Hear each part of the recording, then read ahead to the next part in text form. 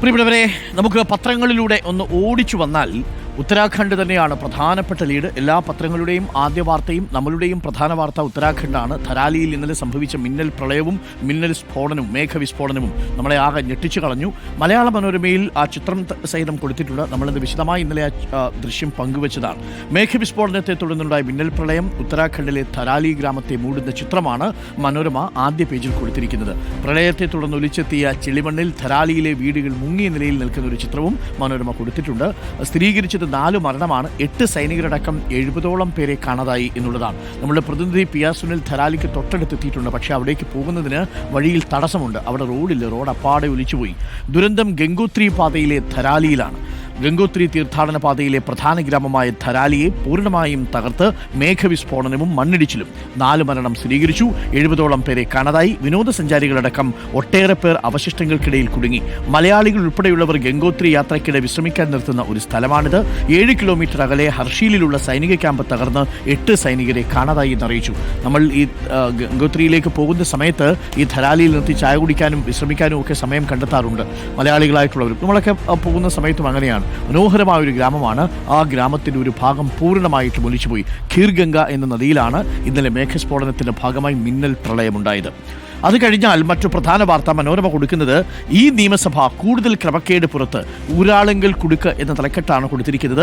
11 തവണ കരാർ നീട്ടി ഭാഗികമായി തീർത്ത് കരാർ തുക മുഴുവൻ നൽകാൻ നീക്കം, പരിശോധന നടത്താതെ നിയമസഭാ ഓഡിറ്റ് വിഭാഗം.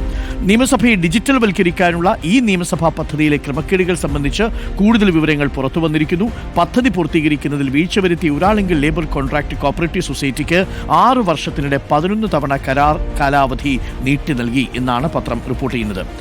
കുത്താട്ടുകുളത്ത് LDFന് ഭരണം നഷ്ടപ്പെട്ട വാർത്തയും പത്രം ആദ്യ പേജിൽ തന്നെ പ്രധാന വാർത്തയായി പങ്കുവയ്ക്കുന്നുണ്ട്.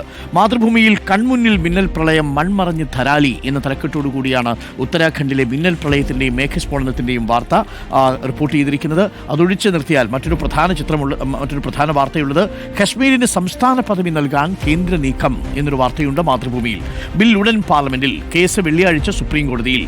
ജമ്മു കാശ്മീരിന് സംസ്ഥാന പദവി നൽകുന്നതിനായി പാർലമെന്റ് സമ്മേളനത്തിൽ ബിൽ കൊണ്ടുവരാൻ കേന്ദ്ര സർക്കാർ നീങ്ങുന്നതായി റിപ്പോർട്ടുകൾ.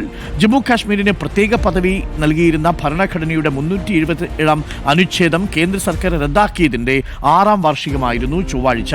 സുപ്രീം കോടതി വെള്ളിയാഴ്ച കശ്മീർ വിഷയം പരിഗണിക്കുന്നുണ്ട്. അപ്പോൾ ഒരുപക്ഷെ കേന്ദ്ര സർക്കാർ ഈ വിഷയം അറിയിച്ചിരിക്കാൻ സാധ്യതയുണ്ട്. മറ്റൊന്ന്, കശ്മീരിലെ തന്നെ ഗവർണറായിരുന്ന സത്യപാൽ മാലിക്കിനെ പ്രേക്ഷകർക്ക് ഓർമ്മയുണ്ടാവും.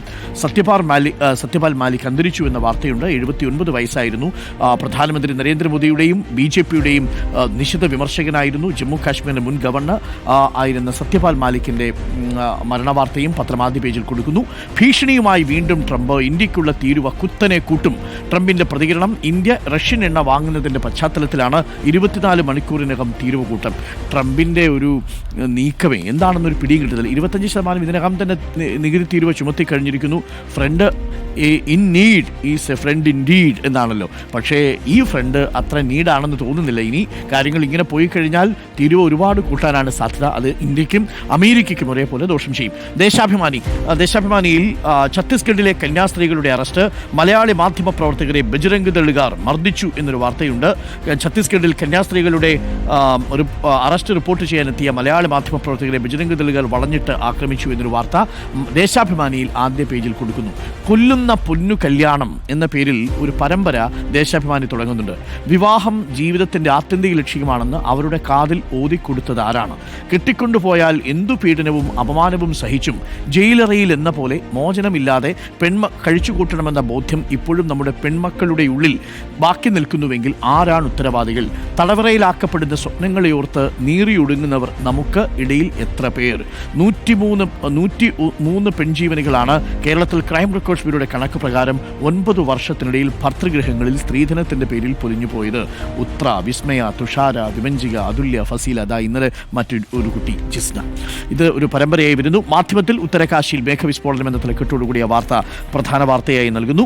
24 മണിക്കൂറിനകം ഇന്ത്യയുടെ തീരുവ ഉയർത്തുമെന്ന് ട്രംപ്. പിൻബെഞ്ചുകാർ ഇനി ക്ലാസിന് പുറത്താണ് എന്ന വാർത്ത ഇന്നലെ നമ്മൾ റിപ്പോർട്ട് ചെയ്തിരുന്നു. അത് മാധ്യമം ആദ്യ പേജിൽ കൊടുക്കുന്നു.